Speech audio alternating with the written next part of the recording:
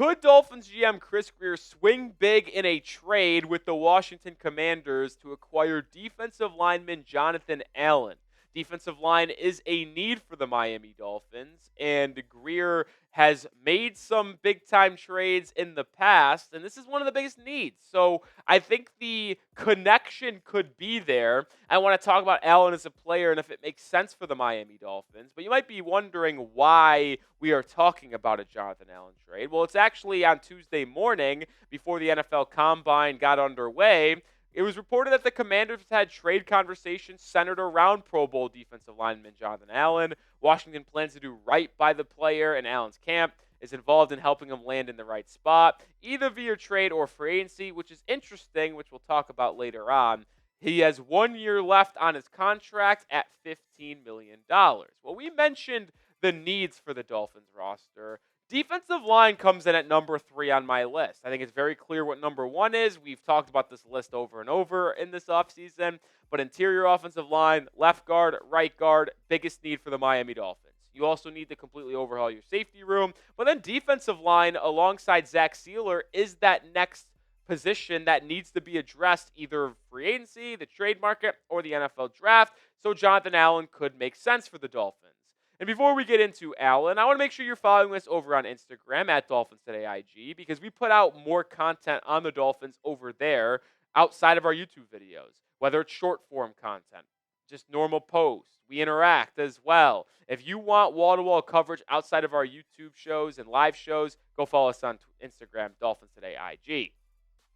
Reason why I wouldn't be shocked with a trade for Jonathan Allen is because the Dolphins are going to need to find a way to fill out this entire roster, right? And this depth chart is lacking at defensive line. Zach Sealer is the only guy you have under contract. Calais Campbell is a free agent. Deshaun Hand's a free agent. Benito Jones is a free agent. See some other guys that were on the roster last year that are under contract, like Brandon Pillai. Like, Sealer, is the only one there. So you need to find a starter alongside him as well as depth behind him. And Allen could be a guy that starts next to Sealer in replacing Calais Campbell if you ultimately don't re-sign him during free agency. Now, some background information on Jonathan Allen, the former first-round pick out of Alabama. He will be 30 years old entering this 2025 season. A new team, if it was the Dolphins, would be on the hook for $15.5 million in 2025, but also he is a free agent in 2026. So it's a tough call to make a trade for Jonathan Allen. Despite what you think about him as an actual football player, when you just talk financials, it's tough, especially for a team in Miami that does not have a lot of cap space. Right now, they only sit at $15.1 million, so they could not even absorb him and be in the green in terms of cap space right now. Because you're trading for him, you're taking on that base salary this season, which is $15.5 million, but you also have to extend him because he is not going to get traded unless he gets a new contract. It just does not make him a desirable player despite him being a potential good fit on this Dolphins roster. And we're going to talk about his fit and him as a player more in depth coming here in a second. But seeing just the quick background information and the contract stuff, would you potentially make a trade for Jonathan Allen? If you are aggressive and want to go after him, type T for trade. If you are a little bit reserved and are holding off, type P for pass. Jonathan Allen was one of the better players in the NFL a couple of years ago. I mean, he was a Pro Bowler in 21 and 22, playing basically all 16, 17 games there.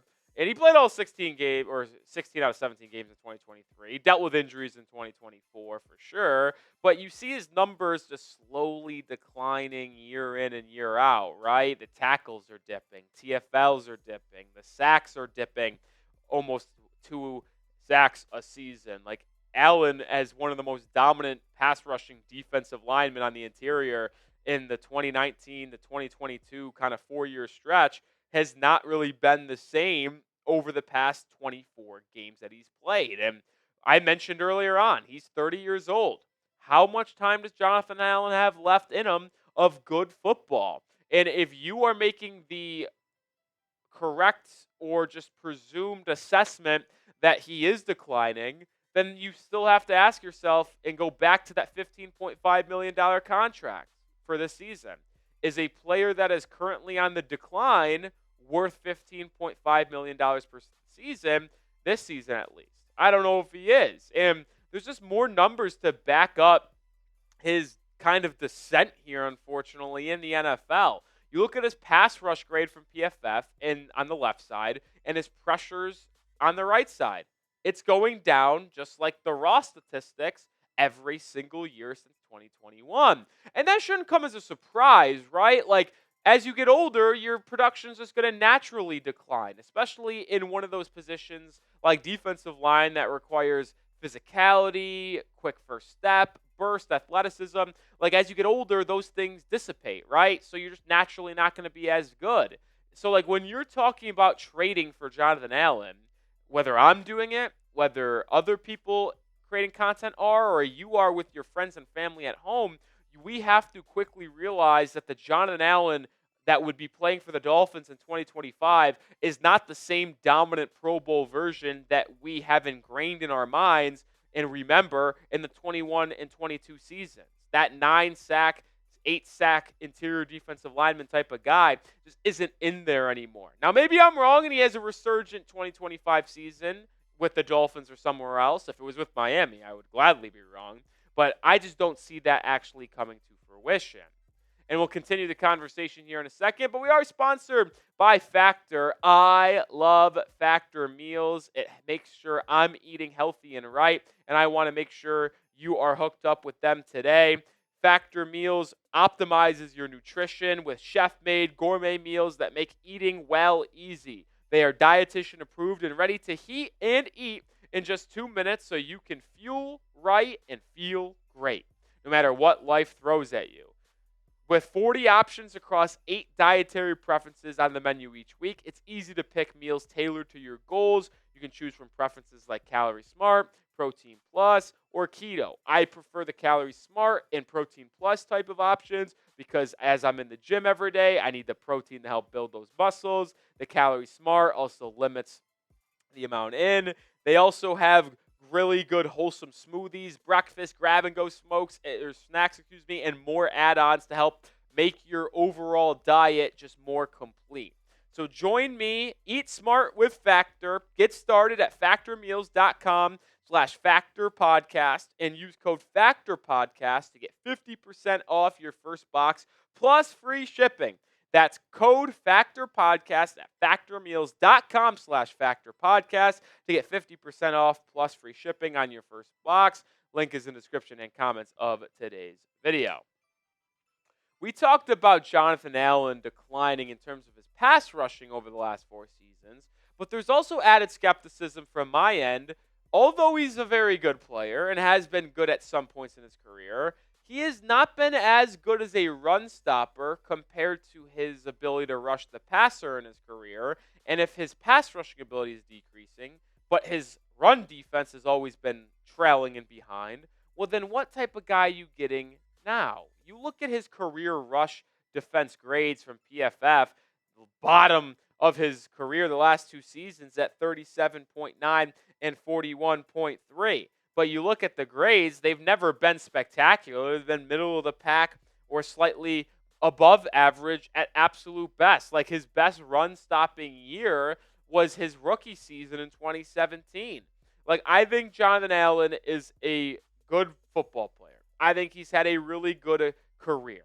But at this point, with him continuing to decline, his struggles in the run defense department as well, makes me just kind of want to stay away from acquiring him when I have to pay him $15.5 million this upcoming year.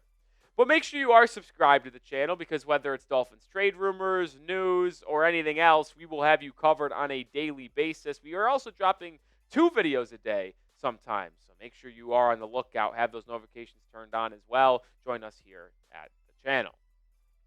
Now, I have been relatively negative on Jonathan Allen on this episode, but there is one positive in terms of getting Jonathan Allen. He's cheap to acquire, and not in the sense of what you'd have to be paying him this upcoming season, but actually in terms of getting him from the Washington Commanders. Talking with Commanders host Jack Sperry, as well as some other people here at Chat Sports, it sounds based off the contract you probably want for an extension and the decline, it would probably only cost you a 7th-round pick in this draft. And in a vacuum, if you take away what you have to pay Jonathan Allen, getting a player of Allen's services for a 7th-round pick would be very, very beneficial because you're not going to get a player better than Jonathan Allen on the defensive line in the 7th round for 2025. So it would make sense to help you win now. But there's also a chance, folks, that Jonathan Allen gets cut. You saw that note earlier in the tweet from Ian Rapoport that the Commanders were working with Jonathan Allen via trade or free agency. Well, you say free agency, like, what do you mean free agency? He's not a free agent. Well, there is a chance that if no team wants to come calling for Jonathan Allen because they'd have to take on $15.5 million in 2025, Jonathan Allen could just be straight up cut. Jack Sperry, the host of Commanders Report here at Chat Sports, said that he actually thinks it's more likely that the Commanders cut Jonathan Allen than they find a trade partner. So to me, if I'm the Miami Dolphins and I have interest in Jonathan Allen, I'm probably going to wait this out, see if the Commanders ultimately release him, and then potentially sign him for the cheap. But maybe you are a little impatient and you don't want to consider waiting for him to get cut, and you want to trade for him. Well, let me know. Would you do this trade? Would you trade a 2025 7th-round pick to acquire Jonathan Allen in this offseason? Type A for accept, type D for decline. Let me know your thoughts. I would not do it, and I would not pay Jonathan Allen $15.5 million.